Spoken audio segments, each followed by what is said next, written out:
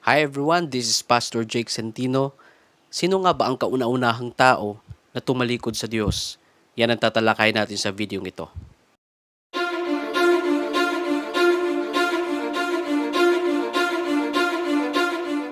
Nung likhain ng Diyos ang mundong ito, kasama na po dun si Eva at si Adan, napakaganda po ng fellowship ng Diyos at ng tao. Pero nung sila ay bumagsak sa kasalanan dahil sila ay nadaya ng dyablo, ang nakakalungkot po dyan ay pumasok ang kasalanan, pumasok ang sumpa.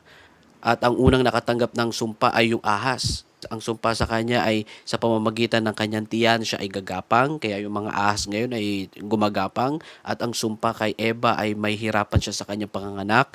Ang sumpa naman kay Adan ay magtatrabaho siya at pawis niya ay dadanak para ang kanyang pamilya ay makakain. Kaya until now, ang tradisyon natin ngayon ay ang lalaki ang magtatrabaho sapagkat yan po ang iniatang sa ating responsibilidad. At yan po ay epekto ng kasalanan na nagawa ni Eva at ni Adan. At ang pinaka-worst po dyan mga kapatid, na tayong lahat ay mamamatay dahil sa kasalanan. So simula po nung nagkasala si Eva at si Adan, tuloy-tuloy po yan, kasalanan na yan hanggang ngayon. Bakit? Kasi hanggang ngayon merong namamatay. At sabi ng Biblia sa Romans 3:23, sapagkat ang lahat ay nagkasala. So tayong lahat po ay nagkasala. So merong sumpa. Pinaka-worst na sumpa dyan ay lahat po tayo ay mamamatay. So sa madaling salita, si Eva at si Adan po ay nagkaanak sila. Ang pangalan ng anak nila ay si Cain at si Abel. Si Abel ang kanyang trabaho ay he is a keeper of the sheep. Tagapangalaga siya ng mga tupa. At si Cain naman, he is a tiller of the ground. So, siya yung nangangalaga sa mga halaman, sa mga gulay. Okay?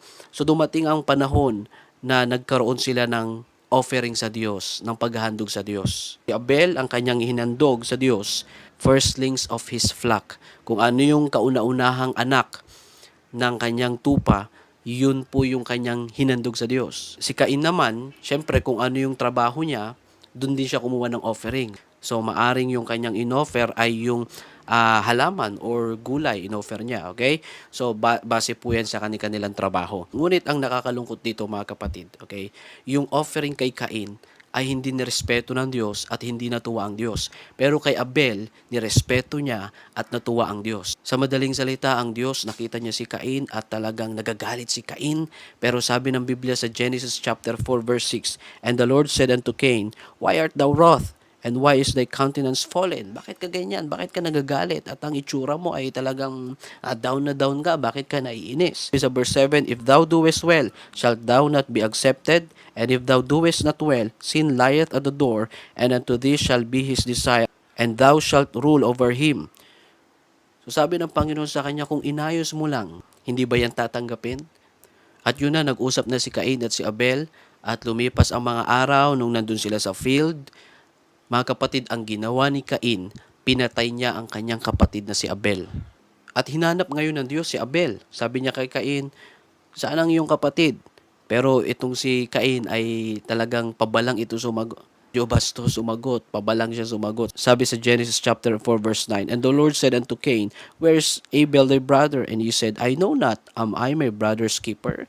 So sabi ni Cain, hindi ko alam, malay ko. Ako ba ang nangangalaga sa aking kapatid? May pagkabastos itong ugali ni Cain. Tapos sabi ng Diyos sa kanya, anong ginawa mo? Dahil doon nakatanggap ng sumpa si Cain. At ang sumpa kay Cain ay kung sino man na makakita sa kanya, ipapatayin siya. At ito na, ng Biblia sa Genesis chapter 4 verse 16. And Cain went out from the presence of the Lord. Okay? So imbis na magrepent, magsisi si Cain, at imbis na ayusin niya yung relasyon niya sa Diyos, mas lalo pa siya nagalit, yun, pinatay niya pa nga yung kanyang kapatid na si Abel, at ang worst dito ay umalis siya sa presensya ng Diyos. Imbis na ayusin niya yung kanyang relasyon sa Diyos, mas lalo pa siyang umalis. Okay? So, on the record dito sa Biblia mga kapatid, ang pinakakauna-unahang tao na umalis sa presensya ng Diyos, na umayaw sa Diyos, ay si Cain. Okay? Alam niyo po, resulta ito ng kasalanan. Resulta ito ng kasalanan ng kanyang mga magulang na si Eva at si Adan. Kaya nga lumaganap ang kasalanan hanggang sa nabuo na yung iba't ibang uri ng kasalanan dito. Okay? Pero ang nakakalungkot lang mga kapatid, on the record dyan sa Biblia, si Cain ang kauna-unahang tumalikod sa Diyos.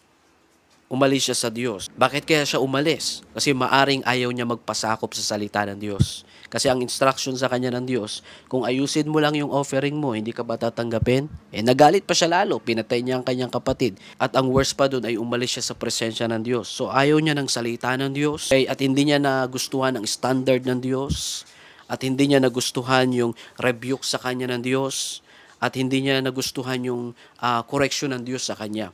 So nawa mga kapatid, hindi tayo maging ganun, no? Na pag tayo ay nirebuke ng salita ng Diyos, mas mabuti na ayusin natin yung relasyon natin sa Diyos kaysa naman umalis tayo sa presensya ng Diyos. Kasi ang worst po dyan mga kapatid, pag tayo ay alis sa presensya ng Diyos, ay lalo po tayong mapapahamak. Okay? Sapagkat ang buhay natin ay hawak ito ng Diyos pagmamay-ari tayo ng Diyos. Kaya especially sa ating mga Kristiyano, never tayong lalayo sa presensya ng Diyos. Pag lumayo tayo sa presensya ng Diyos, malalayo tayo sa kanyang kalooban. Nawa, wag nating gayahin si Cain. Wag nawang mangyari sa buhay natin, ang worst na pwede nating magawa ay yung lumayo sa presensya ng Diyos. Okay? So, tanggapin natin kung ano yung instruction ng Diyos, tanggapin natin kung ano yung correction ng Diyos, tanggapin natin kung ano yung rebuke sa atin ng Diyos. Okay? Pag ginawa natin yon, kung ano man yung ating mga pagkakamali, maayos po yan at mas lalong maayos ang ating relasyon sa Diyos. Okay? So mga kapatid, ang kauna-unahang tao na lumayo sa presensya ng Diyos ay si Cain. So ang prayer ko po sa ating mga Kristiyano ay nawa hindi po mangyari sa atin ito. Lalo na sa panahon ngayon, napakatindi na po, laganap ang kasalanan, kaya never tayong mag-attempt na lalayo tayo sa presensya ng Diyos. Nakakalungkot at posible tayong mapahamak katulad nung nangyari kay Cain. Okay? Kaya kung meron po kayong katanungan, pwede po kayong magtanong dyan sa comment section. Kung meron po kayong mga suggest na topics, pwede po kayong maglagay dyan sa comment sections. Kaya maraming salamat po and have a great day.